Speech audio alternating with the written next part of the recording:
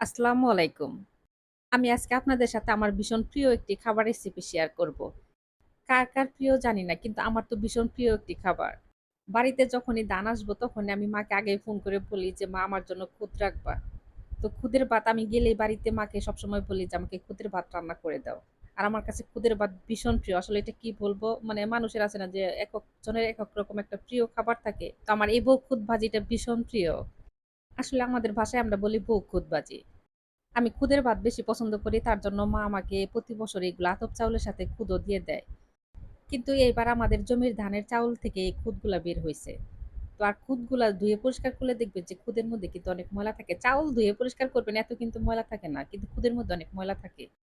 খুদ আমি হাত দিয়ে কলচে ধুয়ে পরিষ্কার করে নিব যে পর্যন্ত পরিষ্কার পানি বের না হবে।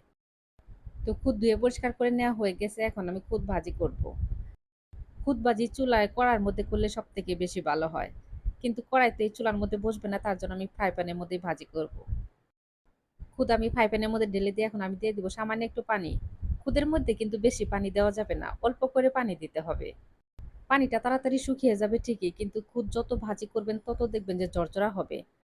খুদের মধ্যে এখন আমি দিয়ে দিব স্বাদ মতো লবণ আর দিয়ে দিব কাঁচামরিচ। কাঁচামরিচ আমি একটু ফালি করে দিলাম, এতে একটু ঝাল লাগবে, ভালো লাগবে খেতে। আর দিয়ে দিব পেঁয়াজ কুচি আর দিয়ে দিব আস্ত কয়েকটা কাঁচামরিচ। তো এখানে ঝালটা যার পছন্দ মতো অনুযায়ী কাঁচামরিচ দিবেন। আমি একটু পেঁয়াজ বেশি দিলাম, এতে করে খুদ ভাজিটা আমার কাছে একটু বেশি ভালো লাগে। পেঁয়াজ আর কাঁচামরিচ একটু ঝাল পরিমাণটা আর লবণ পরিমাণ এই ৩ টা জিনিস যদি বেশি হয় তাহলে দেখবেন যে আপনার খুদ ভাজিটা অনেক মজা হবে। চুলার জাল বাড়িয়ে দিয়ে এখন আমি খুদটা ভাজি করে নিব। যে পর্যন্ত খুদের মধ্যে পানি থাকবে সে পর্যন্ত আমি চুলার জাল বাড়িয়ে দিয়েছি। তো পানিটা একদম শুকিয়ে গেছে। এখন আমি নেড়ে চেড়ে খুদটা ভাজি করব। তার জন্য এখন আমি চুলার জাল কমিয়ে দিয়েছি। চুলার জাল কমিয়ে দিয়ে তখন আস্তে নেড়ে চেড়ে ভাজবেন। এতে করে নিচেও লেগে ধরবে না। দেখবেন যে খুদ ভাজিটা অনেক সুন্দর ঝরঝরা হয়ে যাবে। বউখুদ ভাজি হতে কিন্তু একটু ভালোই সময় লাগে। বউখুদ খাওয়ার জন্য সাথে আমি করব শুটকি ভর্তা আর করব রসুন ভর্তা। তো ভর্তা হলে তো ভীষণ ভালো লাগে। আরো যেকোনো ভর্তাই করতে পারেন। ধনিয়া পাতা ভর্তা, তো চাপা ভর্তা, শীতল ভর্তা, যে যেমন যেটা পছন্দ করেন সেই অনুযায়ী কিন্তু ভর্তা করতে পারেন। আমি আজকে ২ টাই ভর্তা বানাবো। আর কেউ চাইলে যেকোনো তরকারি দিয়েও খেতে পারবেন। আর এটা তরকারি দিয়েও খেতে ভালো লাগে। আর যদি বলেন যে না কাঁচামরিচ দিয়ে খাবো শুধু, তাও খেতে পারবেন। যে যেরকম ভাবে পছন্দ করেন সেই অনুযায়ী খাবেন। তো দেখেন আমার খুদের ভাত কিন্তু একদম হয়ে গেছে। তো এখন আমি উঠাই ফেলবো। দেখেন আমার খুদের ভাতটা কিন্তু একদম ঝরঝরা হয়ে গেছে।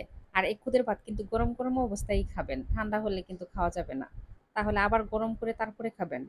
খুদের ভাত ঠান্ডা হয়ে অনেকটা শক্ত হয়ে যায়। তাই গরম করে একটু নরম করে তারপরে খাবেন। তো রসুন ভর্তা হয়ে গেছে। এখন আমি করব পুঁটি মাছের শুটকি ভর্তা।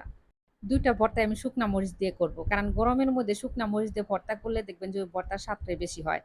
আমার পুঁটি মাছের ভর্তা করা হয়ে গেছে। তো সবাই ভালো থাকবেন। আমার জন্য দোয়া করবেন। আল্লাহ হাফেজ।